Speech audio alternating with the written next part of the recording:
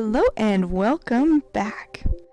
Alright, so resuming from our last tutorial, we are going to go ahead and do some basic cell shading. That won't really take very long, luckily for you, and this video is a little shorter than usual. So, basic process to how we do this. I actually like having my workspace very neat when I'm working in Paint Toolsci.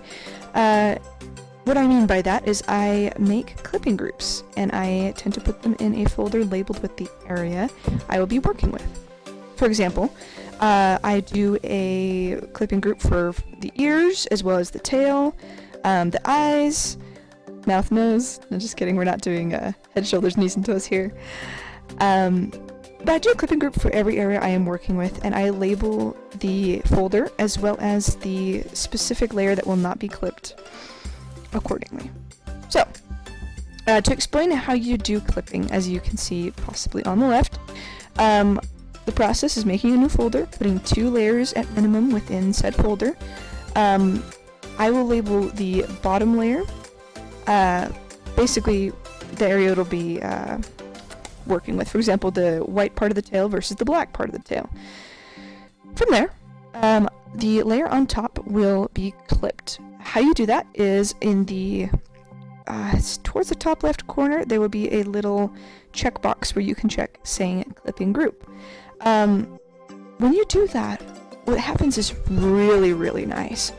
It makes it so anything that you color on for the bottom layer, the clipping layer on top of it will only color on that layer. To make a little more sense. I'm going to go ahead and color the hat here. I'm using the wand tool to go ahead and select the area I will be shading. Piece of cake, really easy. Now, if I were to draw on top of that layer, what would happen is my coloring would only go on the area that's already gray. It wouldn't go outside any other spot, and that is the best part about clipping if you don't know what it is already. This makes it so I don't have to select things, erase them, go ahead and go back and add a little more coloring to the area that I erased too much of, add a little more color to then, destroy it again.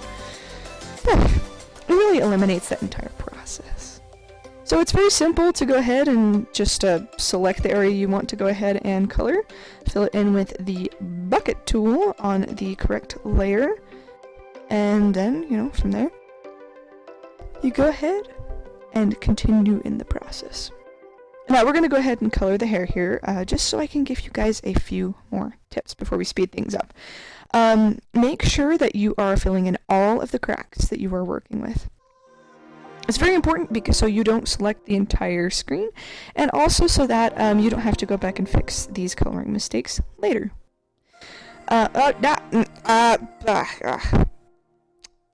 art's very important to be solid and reliable. Anyways, from there, we're gonna go ahead and just fix up the line art just a little bit to make it a little better.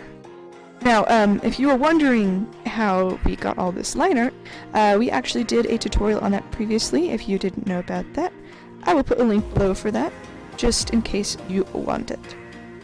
Now, even though we're changing a few different things for our line art here, that's because I didn't feel like I had enough time to actually look at every single flaw here. I completed this entire piece, coloring, shading, and all within 2 hours. So, time really counts for everything here.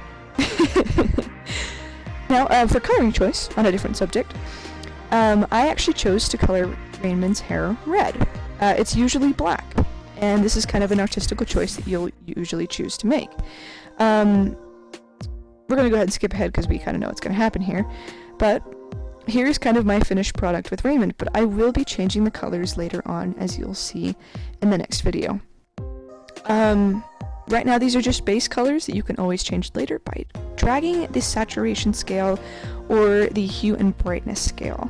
We'll show you how to do that later, but in the meantime, our piece is essentially finished for this video. And I hope this was a very useful tip for you, and I hope you can use the clipping in the future. Really helps to fix flaws later on if you need to. Anyways, we are now one step closer to getting this beautiful man. You will see the finished product in our next video, Digital Art Tips, Shading and Background. Until then, goodbye my friends.